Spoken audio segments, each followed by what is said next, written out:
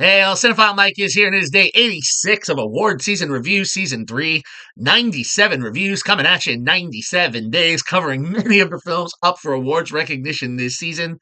Now, as some of the films I'm talking about may still be in theaters, awaiting their initial release, awaiting their re-release, or they've already had their release.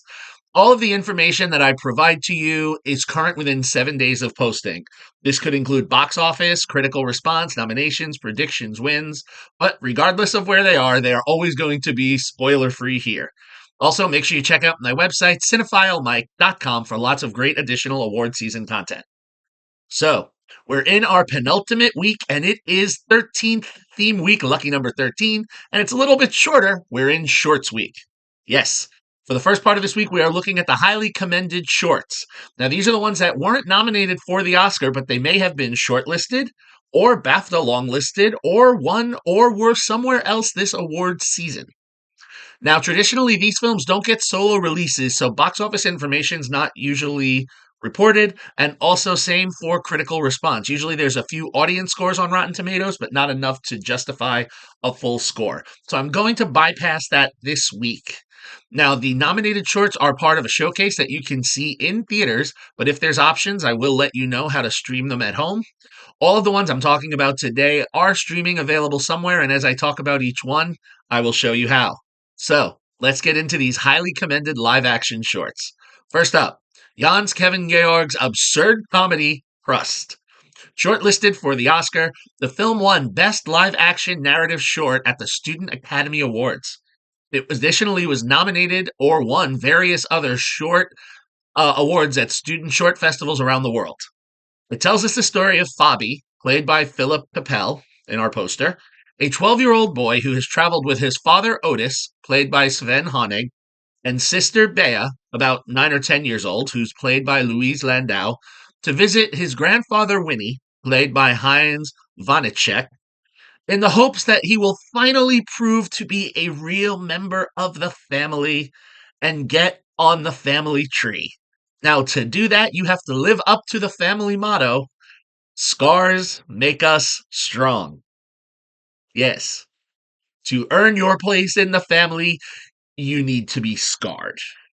We look at the family tree that consists of members having severed fingers or scars from animal attacks or various other accidents, and like a roadmap, we see that Otis and Winnie are no strangers to their scars. Fabi, lacking any, well, it's his turn now. His grandfather has built a not-so-safe roller coaster in the backyard, but Fabi is a little hesitant. But B? Not so much. Now, could this have been Fabi's turn to finally get his scar? Is B going to beat him to it? Being the younger, that can't look good for him. This absurd family comedy has laughs and some severe WTF moments. It has heart despite the weirdness and is a solidly made 4-star comedy. So if you would like to watch this one, it is currently streaming on YouTube on the Short of the Week channel. Okay, next up, we have Liam White's Housewarming. Nominated for Best UK Short at the British Independent Film Awards, it also won Best British Short at the Raindance Film Festival. This film is all about Saskia, played by Charlie Clive, who's taken a major milestone in her life. She bought her first house. Now, after her friend Jess, played by Naomi Yang, helps her move in and then leaves, it isn't long before the knocks on the door come. First, an elderly couple that fits the noisy neighbor stereotype, and then Craig, played by Barry Ward. Craig has come home to Saskia's surprise. Wait, home? Craig claims that he's been away for a while, but he lived at the house with the previous tenant, and when he learns that the house has been sold, to say he's upset is, well, putting it mildly. News to Saskia, she apologizes, but Craig is kind of asking, can I come in? Can I charge my phone? Saskia refuses to let him in, offers to charge the phone for him, locks the doors. I mean, this guy is a stranger. However, while thinking she's safe, all of a sudden Craig walks into the house, not menacingly, but states he needs to use the bathroom and will wait for the phone. And then there's a uncomfortable encounter, and he also tells Saskia that he still has some extra keys to the house that he will drop by. He leaves, but this kind of works Saskia up, and we will see how this encounter has its impact on her. This film had a really interesting premise and had potential, but it kind of gets shortchanged a little bit. I think there was a little bit too less. And while there's an ambiguous ending, it's slightly disappointing. But I do want to say that Clive gives a superb performance. For me, though, this film is just 3 stars.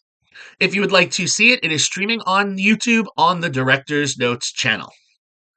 Now, in the third slot, alphabetically, we have Eros V's even more absurd horror comedy, Meat Puppet.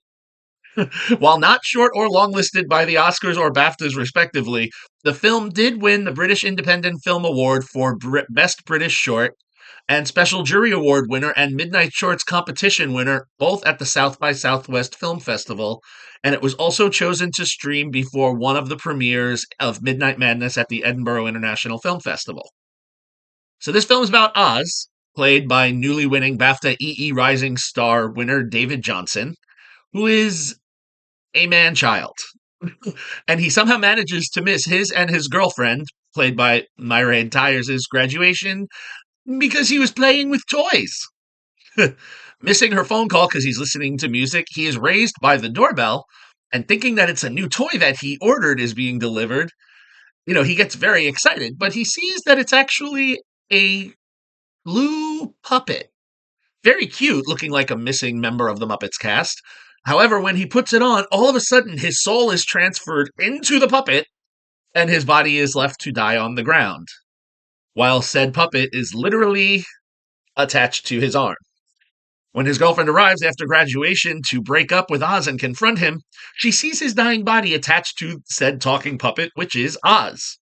Trying to figure out what to do, there is a concern that he is now in a puppet body. However, there are deeper issues with this couple that come to the surface, and while Oz's girlfriend, I'm sorry to keep referring to as girlfriend, but she isn't named, the best I could get was closed caption calling her Cuba, but there were no official credits online or in the ending credits. Eventually, he does agree to call for help because that's all she does is help him. Oz will learn a lesson and will go to some extremes to try to get both her and his body back. This comedy is quick and hilarious, and it's a solidly made 4-star film with a great post-credit scene, so make sure you don't turn it off when the credits start. This one is streaming on YouTube on the Short of the Week channel. Now, our next one, we have Franz Bohm's Rock, Paper, Scissors.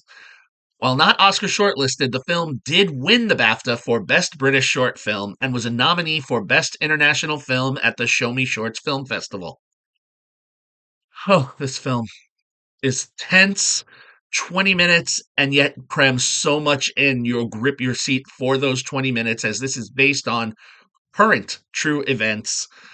Alexander Rudinsky stars as Ivan in events that occurred just within the last 2 years. Filmed in the UK but set in the Ukraine, Ivan is a 17-year-old boy who works with his father at a small bunker hospital that is in the midst of a war-torn Ukraine.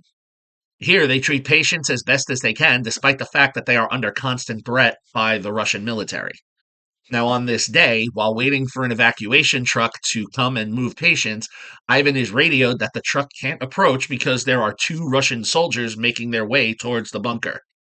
Running outside to look, the truck is then blown up on the road. Figuring out a solution, Ivan takes some extreme measures to protect the bunker, although this will not be without its consequences, because those 2 are, well, more. This current event story is grounded and layered with a performance by Rudinsky. I can't really say anything else without spoiling this film. I mean, it was very unsettling, but it was an excellently made film, very timely, haunting, strong score by Marcin Mazurek, excellent cinematography by Jane Yu, giving some Hurt Locker vibes. This one is a 5-star film that needs to be seen.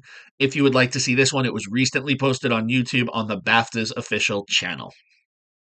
Okay, so now we are going to wrap up with Louisa Connolly-Burnham's Sister Wives.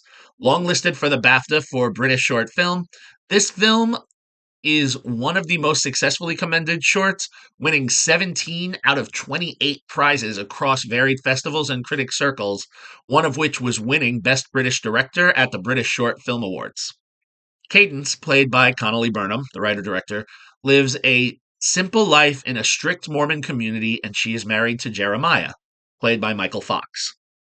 One day he comes home and explains that they will have a third, and his new wife will be Galilee, played by Mia McKenna Bruce, in this polygamy state.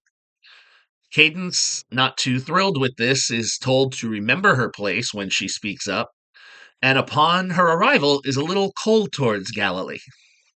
However, one day Jeremiah informs him that he has been called to Nevada for a mission and will be gone for several weeks. In this time, Galilee demonstrates her rebellious spirit and yet sweet nature that Cadence begins to take a liking to her.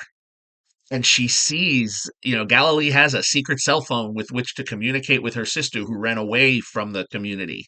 She was able to hold on to one slightly less than conservative red dress before they were told they weren't allowed to wear red. And she teases something out in Cadence. And as the two begin to explore this new quasi freedom away from Jeremiah, something more grows, but must be carefully hidden because there are cameras everywhere and people everywhere. This is a small, nosy community. Connolly-Burnham has crafted a well-flowing narrative film about one's wants and desires and really wraps up nicely. It's an excellently made 5-star short film. If you would like to see this one, it is streaming also on YouTube on Thimble Films' channel. So, there we have it. Again, I don't do an overall rating. Each film had their own individual score. I've showed you how to watch them. So I'm going to leave it by saying we are 86 reviews down, 11 to go. Tomorrow we are going to wrap up the highly commended shorts, looking at the animated ones. As always, if you like what you heard here, please click the button, subscribe to the channel, like the video, share the video, comment on the video, join the conversation. We still have great award season content to come. Lots of great stuff on my website, cinephilemike.com. Spreadsheet on how to watch all the nominated films, my short video prediction on who's going to win the Oscars, and just lots of great stuff. All right, until we get to those animated shorts tomorrow, this is Cinephile Mike saying take a break and watch something new.